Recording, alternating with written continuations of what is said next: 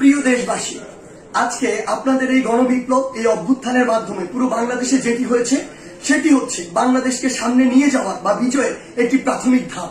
এর কিন্তু আরো অনেকগুলো ধাপ রয়েছে।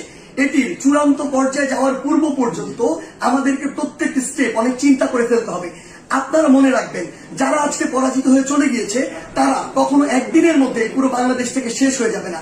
তাদের বিষ দাঁত দিয়ে তারা সর্বশেষ আরেকটি আমাদের যে ছবল সেটি দেওয়ার চেষ্টা করবে, কিন্তু আমরা সেটি আসলে হতে দিব না। আপনাদের একটি জিনিস মনে রাখতে হবে যে পুরো বাংলাদেশের যে সংখ্যালঘু ভাই বোনেরা রয়েছে তাদেরকে নিরাপত্তা দেওয়ার আপনাদের দায়িত্ব নিতে হবে। তাদেরকে যেন কেউ স্পর্শ না করতে পারে, এটি দিয়ে কোনো ইস্যু যেন তৈরি না করতে পারে। আরেকটি গুরুত্বপূর্ণ বিষয় আপনাদের মনে রাখতে হবে, সেটি হচ্ছে পুরো বাংলাদেশ, এই যে সম্পদগুলো রয়েছে এগুলো কিন্তু আমাদের সম্পদ, জনগণের ট্যাক্সের টাকায় গড়া এই সম্পদগুলো, এগুলো যেন আমরা বিনষ্ট না করি, কোথাও যেন জ্বালাও পুরাও ভাঙচুর এই বিষয়গুলো আমরা না চালাই। কারণ দিন শেষে আবার আমাদের ট্যাক্সের টাকায় এগুলো আবার পুনঃপ্রতিষ্ঠা করতে হবে। বাংলাদেশ অর্থনৈতিকভাবে এখন কিন্তু ভালো অবস্থায় নেই, সেখানে এগুলো আবার গড়ে তুলতে আমাদের অনেক বড় একটি সাফারিং এর মধ্যে দিয়ে যেতে হবে। সেই জায়গায় আপনাদের প্রতি অনুরোধ, আমাদের এই কাজগুলো আমাদেরকে রিপ্রেজেন্ট করে।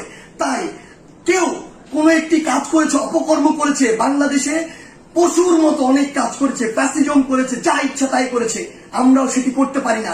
যদি করি তাহলে তাদের সাথে আমাদের পার্থক্য থাকে না, বরং আমরা দেখিয়ে দিব যে কিভাবে আগামীর বাংলাদেশকে বিনির্মাণ করা যায়। আপনাদের কাছে আমাদের প্রাণের অনুরোধ, আমাদের এই সম্পদগুলো, রাষ্ট্রীয় সম্পদগুলো আপনারা রক্ষা করুন, ভাঙচুর জ্বালাও পোড়াও থেকে আপনারা দূরে থাকুন।